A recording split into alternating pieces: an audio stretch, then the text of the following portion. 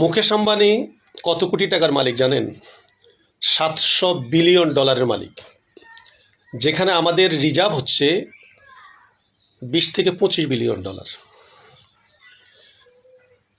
অথচ আপনি যে ফজরের নামাজের সময় যে সুন্নাত পড়েন, সে সুন্নতের মূল্য কত জানেন? আল্লাহ রাসূল বলেছেন, ফজরের নামাজের ফরজ 2 রাকাতের মূল্য কত সেটা একমাত্র আল্লাহ পাক জানেন। আর সুন্নতের মূল্য হচ্ছে, এই পৃথিবীটাকে যদি 10 বার বিক্রি করা হয়, তাহলে যে পরিমাণ মূল্য হবে শুধু ফরজের নামাজের সুন্নত 2 রাকাতের মূল্য তার চাইতে বেশি। তাহলে চিন্তা করুন, Mukesh Ambani, Elon Musk, Mark Zuckerberg, Bill Gates, সকল বিলিয়নারের সম্পত্তিকে যদি কোটিবার বিক্রি করা হয়, তাহলে আপনি যে ফজরের নামাজের সময় যে সুন্নত 2 রাকাত পড়তেছেন, সে সুন্নত 2 রাকাতের মূল্যের সমান হবে না। আর মুকেশ আম্বানির ছেলে অনন্ত আম্বানির বিয়ে নিয়ে সোশ্যাল মিডিয়া যে সরব, কোনো মিডিয়া বলা হচ্ছে পৃথিবীর ইতিহাসে সবচেয়ে ব্যয়বহুল, সবচেয়ে এক্সপেন্সিভ বিয়ে, যেখানে 1000 কোটি টাকা যেখানে খরচ করা হয়েছে। অথচ এই তথ্যটা বল, পৃথিবীর ইতিহাসে সবচেয়ে ব্যয়বহুল এবং এক্সপেন্সিভ বিয়ে ছিল হজরত সুলাইমান আলাইহিস সালামের বিয়ে। তিনি যখন রানী বিলকিসকে বিয়ে করেন, তখন তিনি বিলকিসের বাড়ি থেকে তার রাজপ্রাসাদ পর্যন্ত রাস্তাটা পুরো স্বর্ণ দিয়ে তিনি নির্মাণ করেন। এবং যেই প্রাসাদে হজরত সুলাইমান আলাইহিস সালাম বাসরঘর করেন, সে প্রাসাদটার উচ্চতা ছিল 80 তলা পর্যন্ত, এবং সেটা একটা বেয়ারিংয়ের উপরে সেটা ঘুরত। জিনদেরকে দিয়ে তিনি সেটা নির্মাণ করেছিলেন।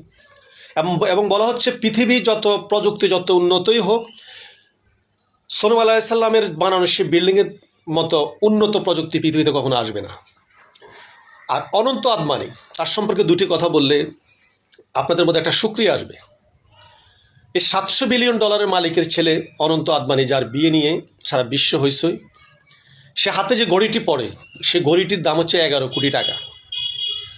অনন্ত আম্বানি যে পানিটা খায়, তাকে যে পানি খাওয়ানো হয়, সেটা আফ্রিকার গহীন জঙ্গল থেকে তুলে আনা হয়। বলা হচ্ছে তার 1 গ্লাস পানির পিছনে খরচ হয় 8 লক্ষ টাকা। অথচ এই ছেলেটি জন্মের পর থেকে অদ্যাবধি পর্যন্ত তার বেশিরভাগ সময় তাকে হসপিটালে বিছানায় কাটাতে হয়েছে, কারণ সে হাঁপানির রোগী। 10 থেকে 20 স্টেপ সে হাঁটার পর আর সে হাঁটতে পারে না, সে হাঁপায় যায়। তার ওজন বাড়তে বাড়তে বর্তমানে তার ওজন 200 কেজি। এবং তার প্রতিদিনের খাওয়ার মেনু হচ্ছে সামান্য পরিমাণ শাক এবং শেওলা। নদীতে যে শেওলা জন্মে, সে শেওলাকে স্যুপ করে খাওয়ানো হয়। ভাত, মাছ, মাংস, রুটি সে কিছুই মুখ দিতে পারে না। এবং স্টেরয়েড জাতীয় ওষুধের উপরে ডিপেন্ড করে আছে তার জীবন। তাহলে বলুন, 700 বিলিয়ন ডলারের মালিকের ছেলে ভাত, মাছ, মাংস সে কিছুই খেতে পারে না।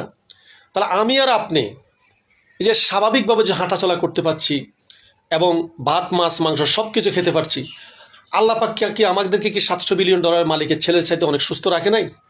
এটার জন্য তো আমাদেরকে প্রতিনিয়ত আল্লাহ পাকের শুকরিয়া জ্ঞাপন করা দরকার, এবং আল্লাহ পাকের কুদরতি পায়ে আমাদেরকে সিদ্ধ অবনত হওয়া দরকার।